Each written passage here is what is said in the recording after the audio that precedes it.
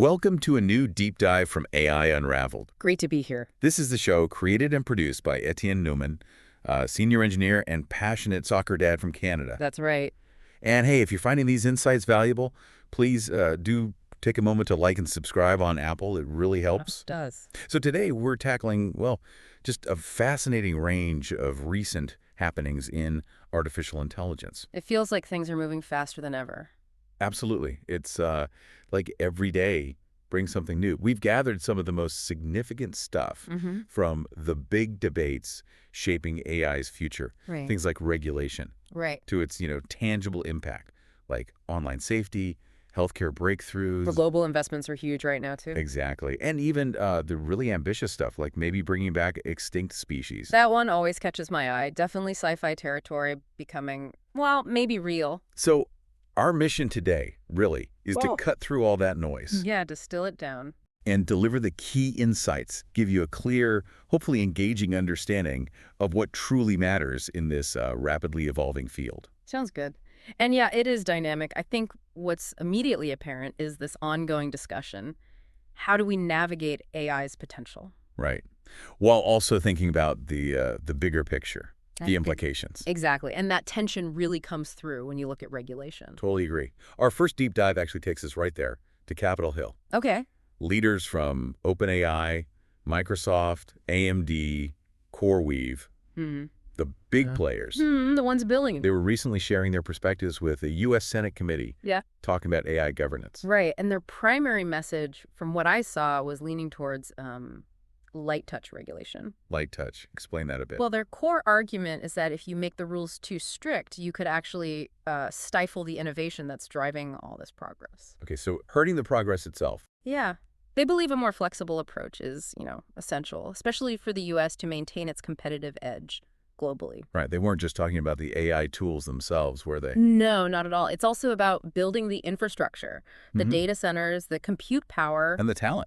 Finding people who can actually do this stuff. Exactly. They need the talent pool.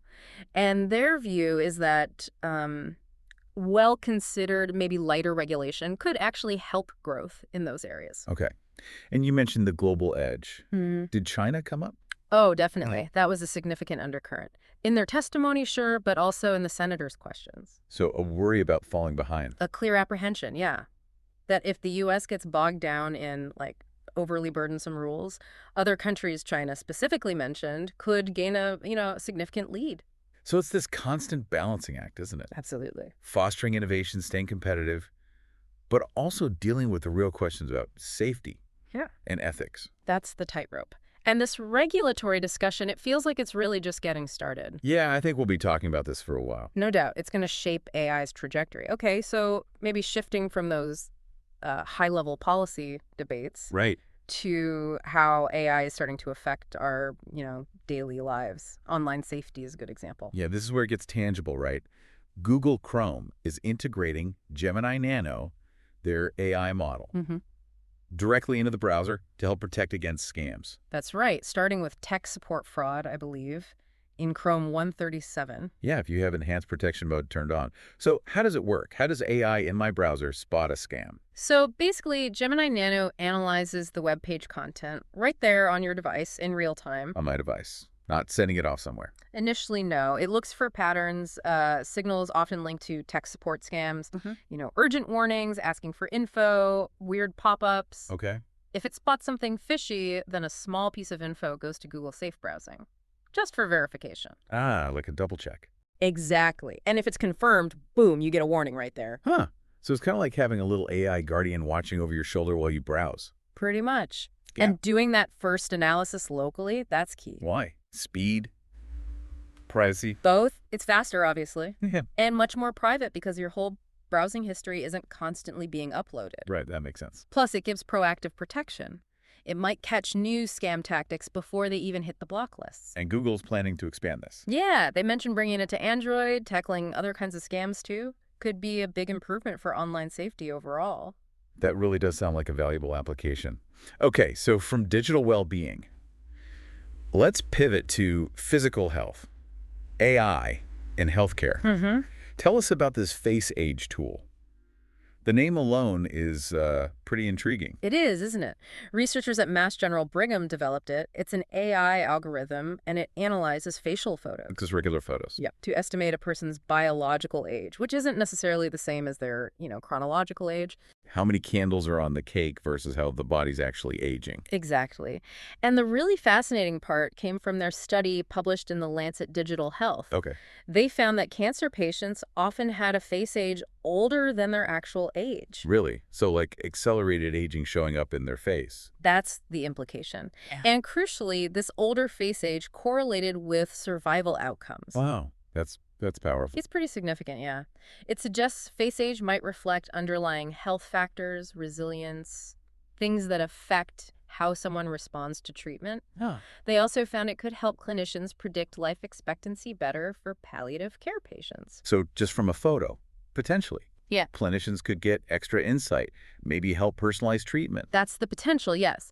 Using readily available visual data for non-invasive assessment, it could become a useful biomarker. Especially in cancer care, sounds like. Definitely an area they're exploring. Okay, so let's zoom out again, broader scale. Global investments in AI. Right. Our sources picked up on Salesforce making a pretty big commitment in Saudi Arabia. Yeah, $500 million over 5 years. That's substantial. It really is. Yeah. And it's not just cash, right? They're setting up a regional HQ. In Riyadh, yeah. Expanding their local team, setting up special training programs. It's a strategic move. Aligns with Saudi Arabia's own AI strategy, I imagine. Their digital transformation goals. Absolutely. And they're deploying their Hyperforce platform there too, their cloud infrastructure. It really highlights how global AI development has become, doesn't it? Totally. It's not just Silicon Valley anymore. Regions like the Middle East, Saudi Arabia being a prime example here, are becoming really significant players. Attracting big tech, investing heavily themselves. It's a trend we're seeing everywhere. National AI strategies popping up, major tech firms getting involved. AI is becoming foundational, across all sectors, all geographies. Okay, speaking of foundational, let's talk about the hardware. What actually powers all this AI? Ah, yes, the chips, the silicon. Apple's reportedly ramping up its custom chip development quite a bit. They definitely are. Sounds like they're planning for AI across their whole ecosystem. So what are we hearing specifically? Well, two main things stand out. First, these highly energy-efficient chips designed for future smart glasses. Smart glasses, okay.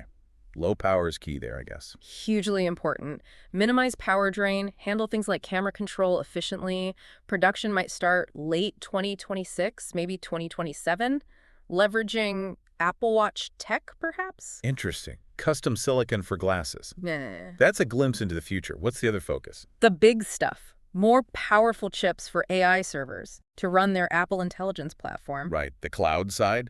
Project Baltra, is that the name? That's what reports are calling it, and we can't forget the Macs. Ah, the M-series chips. Exactly. They're developing the next generations. M6, M7 are speculated clearly, aiming to boost AI capabilities on their computers significantly. So the whole strategy, custom silicon for performance, efficiency. Across the board, from wearables to Macs to the servers behind the scenes, optimizing everything for AI. It really shows their commitment to controlling that core tech.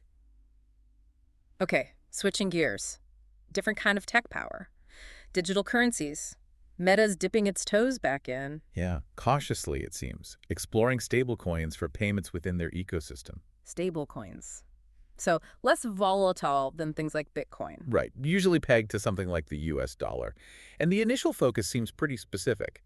Low cost, cross-border payouts. For who? Content creators on Instagram, potentially other platforms. Yeah. Making it easier and cheaper to pay them, especially internationally. That sounds way more practical than their old Diem project. It does, doesn't it? Less about creating a whole new global currency, more about solving a specific payment problem.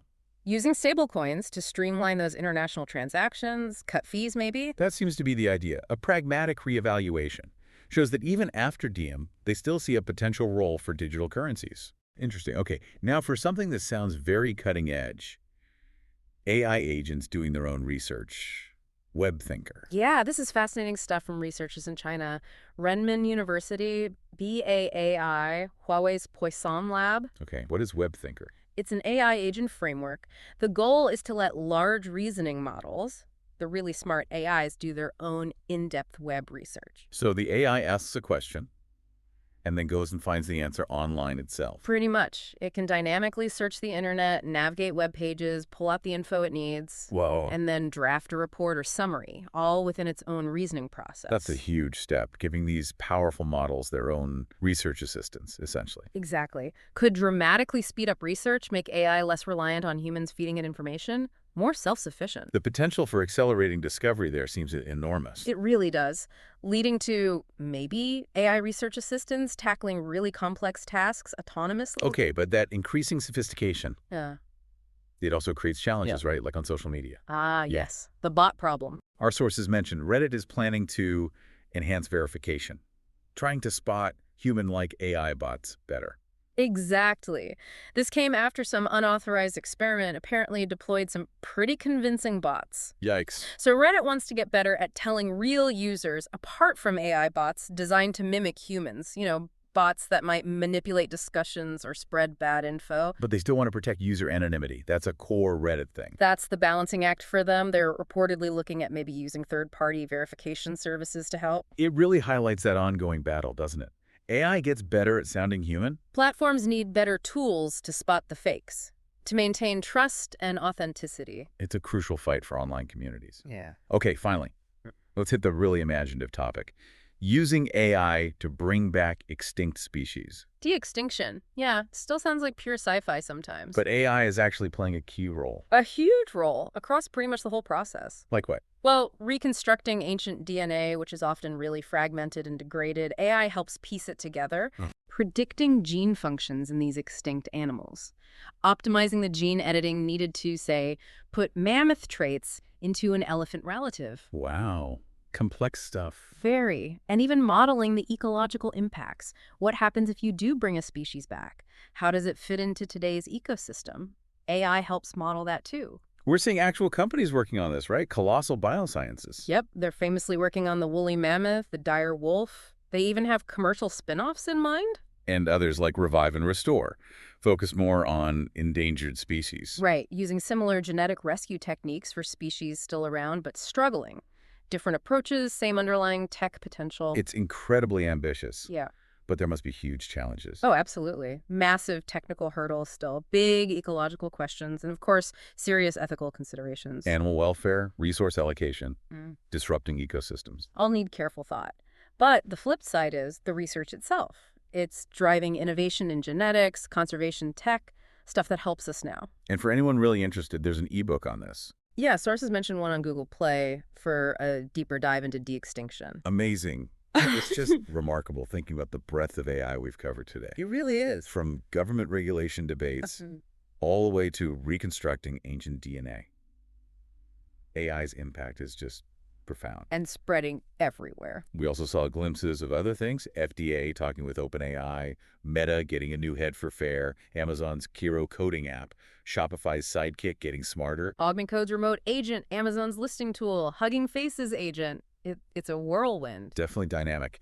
Yeah. Speaking of mastering complex fields, if you, the listener, are looking to level up your own skills, maybe ace some in-demand certifications. Good transition. Check out Etienne's AI-powered JamGetTech app. It covers areas like cloud, cybersecurity, finance, business, healthcare. Lots of key areas. Yeah, it's got performance-based questions, quizzes, flashcards, labs, simulations, really designed to help you conquer, I think it's over 50 certifications now. That's impressive. JamGetTech app. Worth looking into. Definitely. But yeah, stepping back, it just underscores the speed, the multifaceted nature of AI advancement. It really does. Improving online security, changing healthcare, maybe reshaping whole industries. Yeah. Even how we think about life itself with de-extinction, the implications are huge. So as AI keeps evolving so fast, what's next? What's the next aha moment that really transforms things? And how do we adapt when it arrives? Exactly.